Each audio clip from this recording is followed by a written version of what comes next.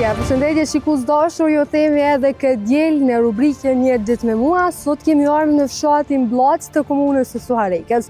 Kemi ardhur tek një familje e cila ka dhënë shumë për atë dejon. Tek familja e Rom Bllacës. Shkolla mbrapa meje është ndërtuar qysh në vitin 1936 nga i pari i familjes Bllaca. Për më shumë informacione, ndihni materialin deri në fund dhe do i kuptoni të gjitha.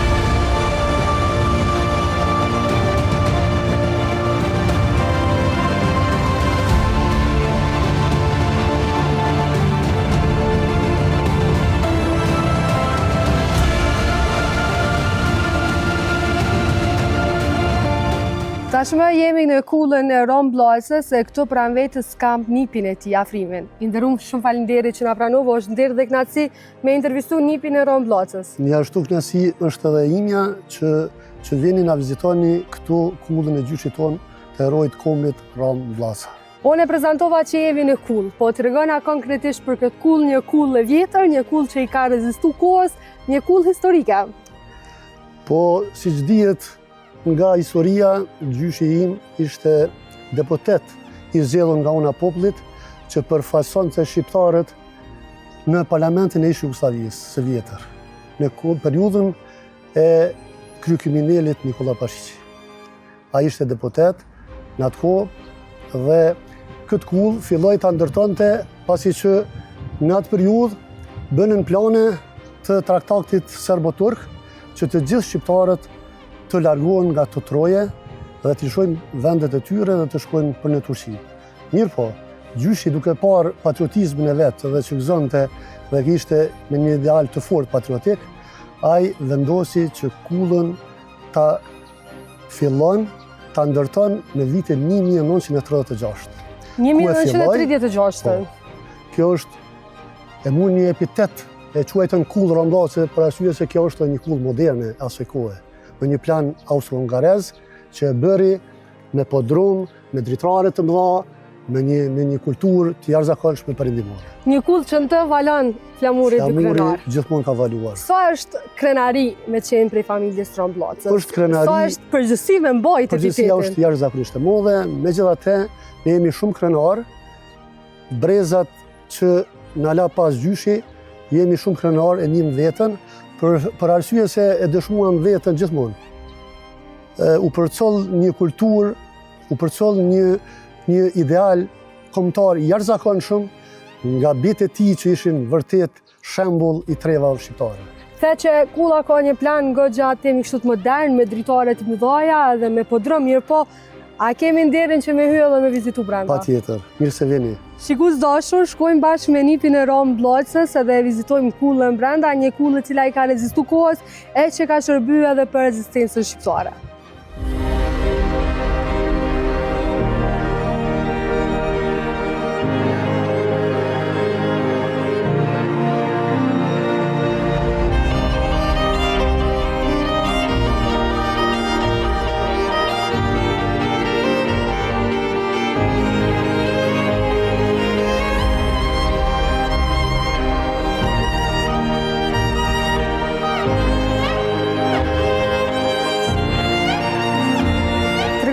Arkitekturën e kësaj kulle, një kull moderne, mirë po a ka vazhdu edhe temi kështu ta ka ndërdu deri në moment fundit Rom Bllaca apo ka vazhdu dikush nga familjarët e tij trashëgiminë e ndërtimit të kësaj kulle? Rom Bllaca dihet kur filloi kullën në vitin 1936, derisa përfundoi të tërën duke vu kulmin, ai përgatitet vrasja e tij nga autoritetet e atëshme të Jugosllavisë dhe vritet në vitin 1937.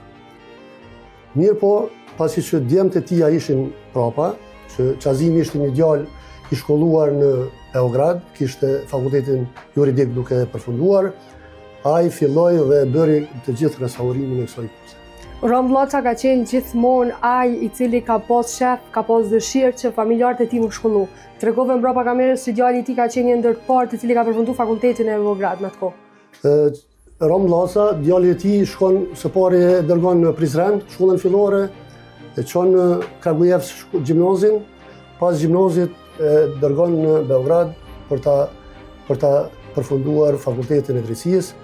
Jo vetëm Qazim Bllaci që kishte krah vetës gjithmonë e kishte si një sekretar të vetëm, pasi që Ramllaca s'din të shkrim lexim në atë kohë, por djali i tij ishte ai që i rrinte pranë babait të vet, edhe çdo gjë i jepte këshilla, edhe jepte sugjerime se çka duhet vepran. Kjo faktikisht kjo kull ka shërbyer edhe si shtëpi shkollë. Në cilin vet? Dihet kjo në vitet 1950-ta, pas luftës së dytë botërore, familja dhuron vet këtë shtëpi, e dhuron për shkollë, mbi 5 vite ka qenë shkollë. Mbi 5 vite ka qenë shkollë. Është goxha një krenari e madhe që sot një kohë themelet. Pasi që ata ishin liridashës të jashtëzakonshëm, po dhe për arsimin, se 2 pika qëllim kryesor gjyshi im kishte. Një që njihet mos shpërngulja shqiptarëve për Turqi, dhe 2 ishte arsimimi i të rinjve shqiptarë, që e dha një kontribut të jashtëzakonshëm. 2 pikat e fokusit. Që deri në moment, deri në vdekje. Kulla është në 2 katë. Tregona që çka ka pas ose për çka ka shërbyer kati i parë, masena që më shku në kati i lartë. Kulla kishte dhoma të mëdha dhe ishte e përshtatur për një ambient të jashtëzakonshëm. Me një anë rrindin familja, përgatitin si kuzhinë, anën tjetër ishte dhoma fjeti. Ndërsa lart do të ngjitemi, pasi shihet për farshkallë në periudhë kohore kanë qenë. Po të mund dalë edhe të pjesa tjetër, pjesa e murit mbrapa teje, që tashmë vetë se ka rrotimi edhe pjesa e lloçit, pjesa e baltës që ka qenë ndërtuar, janë ende gurë të asaj kohe. Po, është e gjitha me baltë, ndërtuar edhe me gur, ashtu sa po e dione. Një pjesë të malterit që është quhet, në atë periudhë, po shkriu një lloj malteri. Një po me këta gur, këta janë gur të Bllacës. Gur të fshatit Bllacë. Të fshatit Bllacë që ai me krenari kanë nxjerr me punëtorët ka thonë që këtë kull do ta ndërtoj me kull të fshatit tim. Quhet guri i zi, se është një gur që më shumë jep nga guri i zi. Edhe kjo kull është ndërtuar komplet me gur të Bllacës. Do të thonë, kulla është rrom Bllacës e ndërtuar me gur të fshatit Bllacë të komunës së mesazhi që i qartë që ne do të qëndrojmë edhe qëndruam deri në fund. Deri në fund. Jam shumë kurioze me shku edhe me po pjesën lartë. Faleminderit për ndonjë.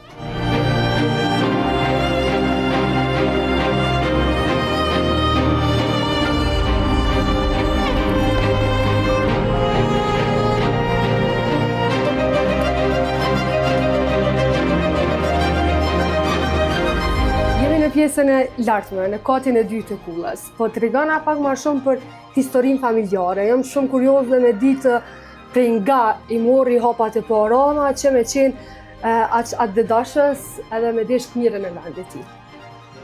Ramllaca, për opinionin për t'ja shpjeguar, është nip i shqiptarëve të ikur nga Toplica.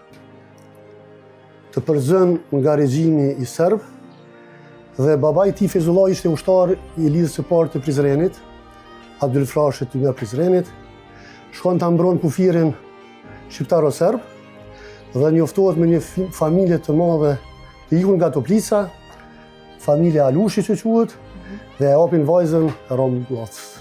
Kjo një lidhje interesante. Shumë interesante, u frymëzua për shkak ato e mbrojt interesat e qashjes tonë kombëtare, që mos të lëshojmë trojet. Mos të lëshojmë trojet edhe sot, besoj shumë që edhe jo në prej të ti e keni trashëguar, sepse jetoni ende në fshatin Bllacë. Ende jetojmë, jemi të gjithë komplet familja, edhe pse jemi në për qytete, po këtu e kemi shtëpi të gjithë. Të gjithë i keni mbajt ashtu amanetin në gjyshi gjallë. Ashtu, mundohemi. Mundohemi. Tregon pak për pjesën tjetër, the që ka shërbyer edhe si zyre që në to janë marrë shumë vendime të rëndësishme çështje kombëtare. Këtë dhomë, kjo dhomë quhet dhoma e Qazim Bllacës. Dhoma e Qazim Bllacës. Qazim Bllaca ka qenë? Qazim Bllaca ishte djali i Rom Bllacës, pasi që Rom Bllaca kishte 2 gra, kishte 7 djem. Dhe me gruan e dytë ishin 5 djem, me gruan e parë ishin 2. Dhe xhaxha i madh me gruan e parë ishte Hasan Rom Bllaca, ishte kryetari në Durrës, pasi që u kry lufta. Kjo familje përjetoi tmerre, ishte familje e përsekutuar nga regjimi. Hasan Rom Bllaca dënohet me pushkatim. Pasandej i hiqet, dënohet me burg të përjetshëm dhe më në fund mban 20 vite burg. Ndërsa djali i tij Qazimi ishte kryetar i parë i Prizrenit. Dhe zgjidhet deputet në Parlamentin e Shqipërisë në kohën e periudhave të qeverive të Recep Mitrovicës, ishte shok i ngushtë i Bedri Pejanit, Tahiri Zajmit, Musha Sezadës e të gjithë të tjerë. Një familje që lidhje ti pas ka pasur në familje tjera adetore. Ishte me Aslan Boletinin, që kishme lidhje të lidhura ngushtë me familje Isa Boletinit. A ishte perfekti, Aslan Boletini i Prizrenit, Hoxha ishte kryetari i bashkisë së Prizrenit, që mbanin gjithmonë kontakte. Kjo dhomë njët dhoma Qazim Bllacës që në atë kohë të gjithë qeverit të vinin dhe bisedonin për çështjet kombëtare, edhe merrin vendime. Në këtë dhomë duhet ta ceki ishte babai i Bekim Femiut. Ibrahim Femiu ka qenë në atë kohë, si me thënë, ministër i arsimit.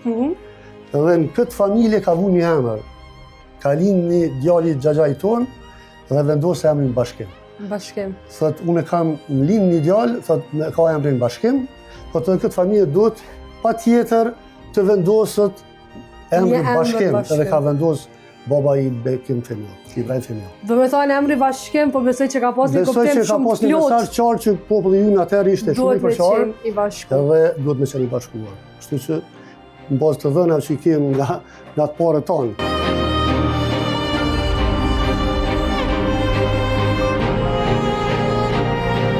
Ndërrumë, më interesant me ditë sa kanë po institucionet e vendet që kulla me mbjetu. Themi kështu, kur themi me mbjetu është që me qëndru edhe me kanë si trashëgimi për brezat e arshëm që do të vinë. Po si që përshijet farpamje ka kulla për momentin, edhe çfarë gjendje ekzistuese është për të kritikuar të gjitha qeverit e më pashme që ishin, që s'bën asgjë, dhanë premtime boshe, po edhe qeverit e tashme, tanishme që janë, asgjë e kanë vizituar ndonjëherë. Që e kështë thonë? Unë jap tyre një këshill për arsye se duhet të vizitohet ky vend se është një vend i shenjtë, është një vend historik që la gjuhën në historitë tonë kombëtare. Dhe kanë për me dhonë shumë për kësaj kulle. Duhet të vizitohet e patjetër që të bëhet një plan për Unë mendoj që në të ardhmen e afërt të vinë, ta shohin çfarë gjendje është, të bëjnë investime, të bëhet restaurimi, pasi që ekziston projekti për restaurimin e kullës, por ende s'është bërë. Bilet edhe në parlament në mënyrë unanime është votuar për restaurimin e kullës së Rambacës, por asgjë s'është bërë. Kështu që jam kritik ndaj tyre, ata lypin çdo herë për të ardhur, për ta vizituar në kohën e zgjedhjeve. Unë si përfaqësues i familjes kam vendosur që mos të pranoj askënd për kohën e zgjedhjeve ta vizitoj kullën. Kur të kryen zgjedhjet, ata që fitojnë, por ata që s'fitojnë, kulla është e hapur për të gjithë. Ne i mirëpresim. Për të gjithë si qytetarët vendet. Patjetër. Shpresoj shumë që institucionet tona në krye me ata të zgjedhur nga populli që patjetër që të vinë, ta vizitojmë, po përveç vizitimit edhe ta renovojmë sepse është një kull që thamë edhe më herët që tregon kalumin tonë historike goxha ndërtore.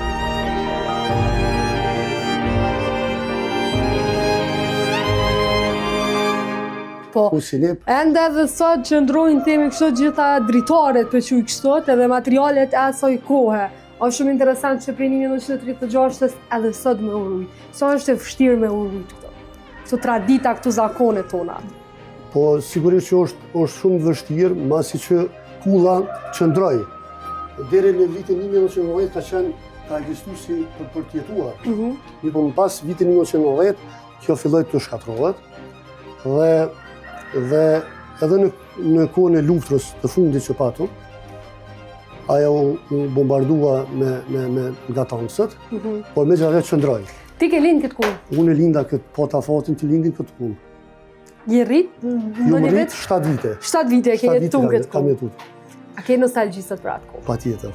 Më kujtohet dita më e lumtur imja ka qenë kur Hoxha ynë rikthehet nga sistemi komunist në atë kohë famkeq nga Shqipëria që dënojnë me 31 vite burg. Mbas 31 vite. Edhe unë mbaj mend shumë kur ka ardhur për herë të parë në dita me lumtur në familjen Vllaça. Dhe po ta fotin të kujdesëm për të deri në momentet e fundit që jetoj 90 vite. Çka kishte këty për asaj koha? Mua më bën krenar modestia familjes që ka qenë jashtëzakonisht që kanë përcjellur deri në këto momente. Të jesh biri Rambllacës ka qenë shumë krenarit që ka qenë një modesti e jashtëzakonshme. besoj këtë ideal që kanë pasur të gjithë që i kam njohur, të gjithë djemt të Rambacës, kanë dhënë një kulturë të jashtëzakonshme, po kanë dhënë një mund për këtë vend, edhe kanë një vetëm shumë modest, asnjëherë s'tan që dun shumë për këtë. Po që je shumë i emocionum? Emocionet ekzistojnë. Emocionet padyshim që të fol për të kalumen edhe ekzistojnë. Çka kishe kthy në ditë që e kishe kthy prej asaj kohë që sot kishe dashur me përjetu, ose në moment që e keni përjetu e gjithë si familje? Përveç kthimit të Agjit nga Shqipëria. Unë i kujtoj momentet që në këtë familje është folë vërë për çështje kombëtare, asnjëherë s'është folë për gjëra tjera materiale, vetëm për çështje kombëtare. Qysh të jemi së bashku që këtij shtetit japim ato që meritojnë. Edhe po besoj që kjo është ajo e cila e ka përcjell Kosovën, edhe po besoj shumë që është arrit kjo apo jo? A kemi arrit që mu bashku? Ndoshta me Shqipërinë, ende nuk jemi bashkuar Shqipëria madhe etnike, po... Sigurisht që mesazhi ka qenë për herë për mu bashku me Shqipërinë, por besoj që një ditë do të vijë ajo. Do të vijë ajo ditë. Me nxe presim atë moment. Sa ashtu edhe të parët tonë kanë dashur gjithmonë, besoj që edhe në brezat që jemi sot, po edhe në brezat që do vinë, do ta kenë gjithmonë ato prioritet. Një mesazh për krejt rit, një mesazh për ata që ju kanë ndihmu, familjes Bloca në kohët më të vështira, edhe një mesazh për gjeneratat që duhet të përcjellin një mesazh të mirë ndoshta për të kaluarën që ne kemi kaluar si popull. Mesazhi është i qartë që mos t'i lëshojmë trojët. Ne të shkojmë në perëndim, të marrim të mirat dhe të vinë këtu të bëjmë vendin tonë ashtu siç është më së miri. Ti je nga familja Bloca, të mos japësh këtë mesazh është pamundur, a? Besojmë që të ardhmen do arrihet. Nderuar, po të mos falenderoj shumë për gjitha këto informacione që na i ndave për Faleminderit, ishte kënaqësi për ne që gjatë kohën për të ardhur ta vizituar kullën e Rambacës. Shumë faleminderit. Respekt për ju. E shikus dashur këtu nga kulla e Rambacës, nga një kullë e cila është ndërtuar në 1936, unë të më përshëndet të gjithëve duke ju uruar një vikend të mbar. Për intervista tilla dhe për materiale tilla vazhdoni të shoqëroni me emisionin Amel dhe me ekranet e TV-n. Deri dielën tonë tashme, mirëmbëjtje.